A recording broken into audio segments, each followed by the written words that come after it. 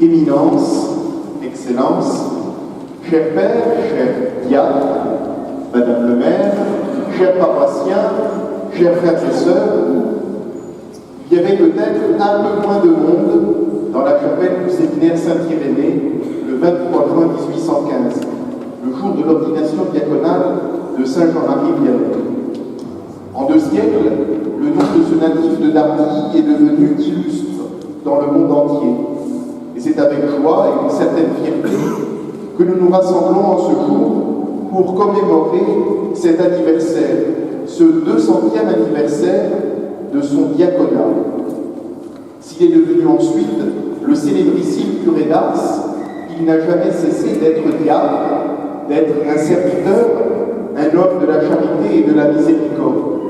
Et à l'image de Saint Jean-Baptiste, dont il avait reçu le prénom au baptême et le nom de Baptiste également le jour de sa confirmation, il a su être également un prophète de cette miséricorde et de cette charité. Et c'est une grande joie pour nous d'avoir aujourd'hui son cœur présent devant nous grâce au sanctuaire d'Ars, dans ce beau reliquaire face à l'autel.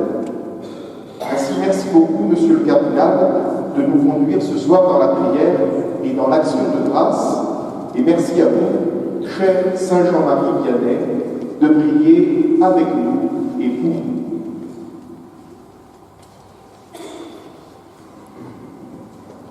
Au nom du Père et du Fils et du Saint-Esprit. Amen. La paix soit avec vous.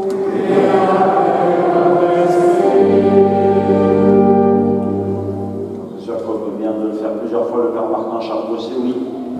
Nous pouvons dire merci. Merci au Seigneur du cadeau extraordinaire que cette commune d'Ardilly a fait au monde, le jour où est né Saint Jean-Marie Vianney. Je me rappelle encore le fronton en pierre qui est devant l'église et que je regardais et que vous aviez fait installer le jour de son anniversaire, en 8 mai, il y a quelques années. Et son rayonnement mondial s'était déchaîné avec Monseigneur Roland qui avait apporté comme aujourd'hui les reliques du curé d'Ars jusqu'en Colombie. Et il pouvait en donner le témoignage lui-même. Au nom du curé d'Ars, toutes les attentions sont attirées. Le nombre d'endroits où on avait une maison du curé d'Ars dans les diocèses de l'autre bout du monde, oui, vraiment, c'est un très beau cadeau qui a été fait à l'humanité tout entière. Pour moi, ce jour est un jour de grande joie parce que dans l'excellente initiative qu'a prise Monseigneur Roland de faire un jubilé pour le 2e centenaire de ses ordinations, c'est vraiment l'étape lyonnaise. Bien sûr, nous avons commencé à Ars, il y aura la grande célébration du 4 août comme chaque année, mais il y aura un lustre particulier cette année. Il y aura la merveilleuse étape du 13 août à Grenoble, notre curé d'Ars partant à pied de Lyon à Grenoble pour s'y faire ordonner. Ce jour-là, il était seul à être ordonné. Pour ça, je ne suis pas tout à fait d'accord avec le Père Charles Bossé quand il dit qu'il y avait sans doute moins de monde le jour de son ordination diaconale, parce que chez lui, il y avait 60 diacres qui avaient été ordonnés en même temps que lui, ce jour-là, le 23 juin 1815, dans la chapelle du séminaire, aujourd'hui disparu. Où allions-nous faire cette commémoration? Eh bien, on va aller dans un endroit disparu de Lyon, et c'est Dardy qui s'est imposé à nous, parce que Dardy nous parle tellement. En fait, il y a une chose supplémentaire qui est arrivée, c'est qu'il y a eu un rappel, nous étions à quelques-uns ensemble à Écully, à l'endroit où il a fait sa première communion. Ah, comme c'était beau. De demander là où Jean-Marie Vianney a fait sa première communion, la grâce de vivre, des communions fréquentes, des communions ferventes, des communions pleines de foi, avec un cœur qui s'est préparé à chacune de ces communions. C'est un beau cadeau qu'on peut lui demander, qu'on peut demander à Dieu par son intercession. Je voudrais vous saluer tous, vous remercier d'être venus nombreux du diocèse d'Ars comme du diocèse de Lyon, et peut-être aussi du diocèse de Grenoble, puisque nous vivons ce jubilé à 3 diocèses en même temps. Peut-être un merci particulier pour le vicaire d'Écully aujourd'hui. Voilà, il est là, le Père Thierry Coquard, il va changer de paroisse l'année prochaine, mais le vicaire d'Écully, il a quand même un illustre prédécesseur. Dire aussi évoquer la figure du Père Chocholski, le pauvre, il est recteur d'Ars, il devait être avec nous, et il y a un avion qui n'est pas parti de Rome, et c'est comme ça qu'il est empêché d'être avec nous.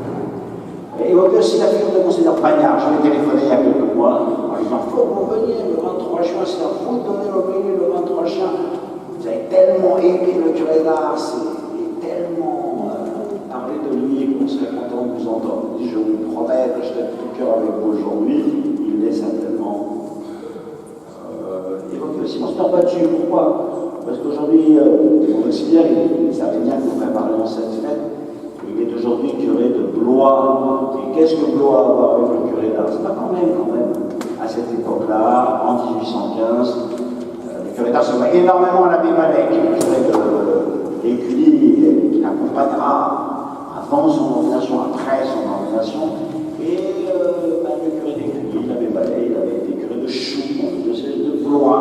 Il y a quelque temps, l'évêque de Blois, il m'avait écrit, il m'avait dit, mais pourquoi on ne ferait pas aussi le procès de canonisation de l'abbé Malek? Parce que c'est certainement un bon sens celui-là aussi, voilà. Alors j'ai une affection particulière pour saluer Monseigneur Roland quand même, parce que 10 fois peut-être j'ai été accueilli par l'évêque d'Ars à Ars. Je crois que c'est la première fois que j'accueille l'évêque d'Ars ici à Paris. Alors c'est quand même vraiment une grande joie. En fait, quand je nous voyais tout à l'heure dans cette salle, cette petite pièce, où a été célébrée en cachette, la messe de sa première communion, je pensais au jour très heureux où le pape Jean-Paul II qui était passé ici à Martigny le matin, en octobre 1986, pour le 2e centenaire de sa naissance. Et après, il y avait toutes ces journées de récollection à Ars avec les évêques, les prêtres, les séminaristes. Et puis après, il y avait une messe dans cet espace qui est maintenant celui du séminaire, je crois, de l'autre côté de Formont. Et j'avais comme voisin un jeune prêtre du diocèse de Versailles, qui aujourd'hui est l'évêque de Belliers. Voilà. Donc le Seigneur fait des choses amusantes. On peut lui en rendre grâce. Frères et sœurs, soyez tous en action de grâce. Évidemment, s'il y a une intention de prière à faire aujourd'hui, c'est que Seigneur, des diacres et des prêtres, on en a besoin pour nos diocèses, pour notre Église, tu sais mieux que nous. Alors accorde-nous tous ces serviteurs dont le monde a besoin de l'Église, a besoin de nos familles, a besoin. Nous entrons dans la célébration de cette Eucharistie avec ce grand merci dans le cœur. Et surtout un grand merci au Seigneur car il nous sauve, il continue de nous sauver, de nous pardonner. Et c'est lui qui va nous aider à célébrer cette liturgie. Confessons-nous donc humblement. Je confesse à Dieu Tout-Puissant, je reconnais devant mes frères que j'ai péché en pensée, en parole, par action et par pensée. Prions le Seigneur.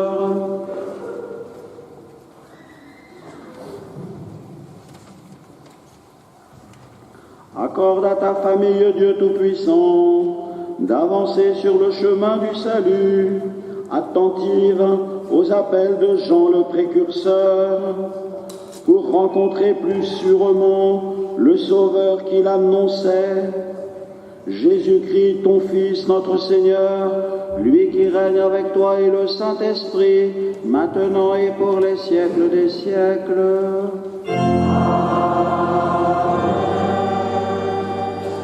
Lecture du livre du prophète Jérémie. La parole du Seigneur me fut adressée. Avant même de te façonner dans le sein de ta mère, je te connaissais. Avant que tu viennes au jour, je t'ai consacré. Je fais de toi un prophète pour les nations. Et je dis, ah Seigneur, mon Dieu, vois donc, je ne sais pas parler, je suis un enfant. Le Seigneur reprit, ne dis pas, je suis un enfant. Tu iras vers tous ceux à qui je t'enverrai. Tout ce que je t'ordonnerai, tu le diras. Ne les crains pas, car je suis avec toi pour te délivrer, oracle du Seigneur.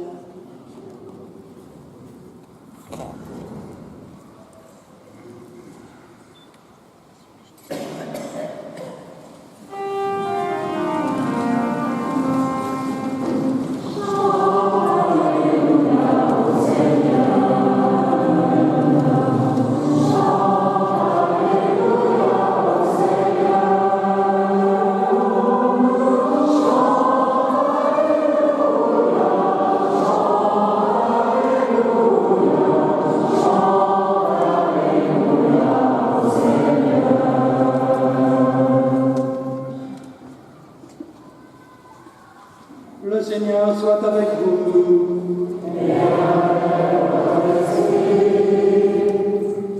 Évangile de Jésus-Christ selon saint Luc.